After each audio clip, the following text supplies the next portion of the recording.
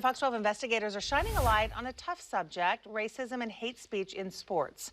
Right now, national and local groups are trying to find ways to protect kids from the damage that racism and verbal harassment can inflict. Fox 12's Anna Katayama has a story that's all new this morning.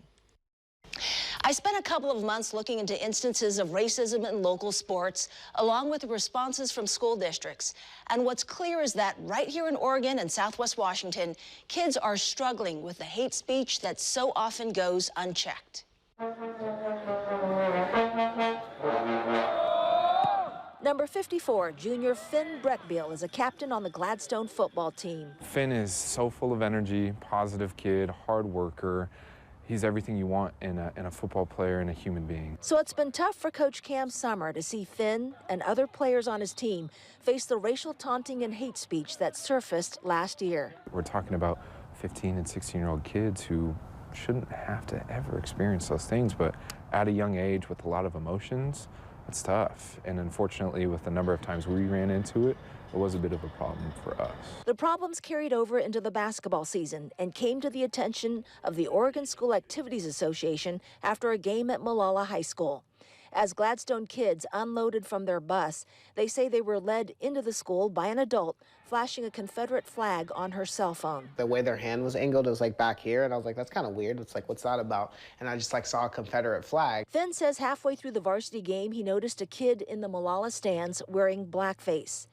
Erica Badon's son, Jazion, played alongside Finn that night. He spoke to me about like the name calling they were calling every time he caught the ball or got a chance to touch the ball. He made free throw shots. They made monkey noises. Gladstone players reported the incident and it made headlines, along with a string of similar problems at other schools.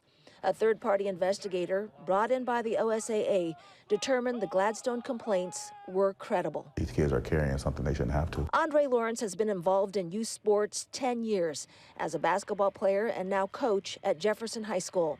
He's seen the racial taunting take its toll. It turns into mental health. It turns into depression. It turns into I don't want to be around nobody. And I think it's the worst thing in the world. It's crippling because they don't know how to deal with it. Crippling is long term. It lasts forever. He's my kid, so it's hard for me to, it makes me mad.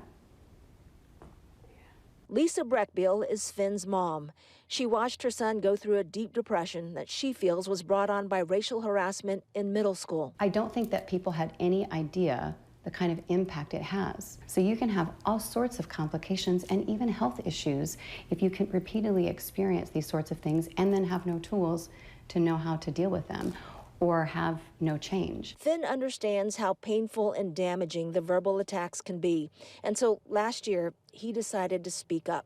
If I can help at all, that's really why I did it at all. It's like I wasn't really thinking like for myself. I'm like, I need to help kids out because this isn't okay. Was Finn trying to respond to the pain he's felt over the years in issues, in moments of racism where he felt silenced? Yes. He was trying to use his voice to make change, not only for himself, for other kids. And when kids feel like these things repeatedly happen, they do feel silenced. They do feel like they don't have, and it does impact them.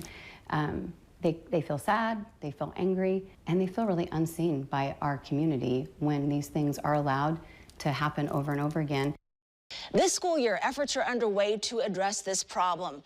And tomorrow, we're going to bring you that part of the story. It started with a few lawmakers listening to a few kids, and now a coalition of people is working together to build a healthier environment at high school sporting events. In studio, Anna Katayama, Good Day, Oregon.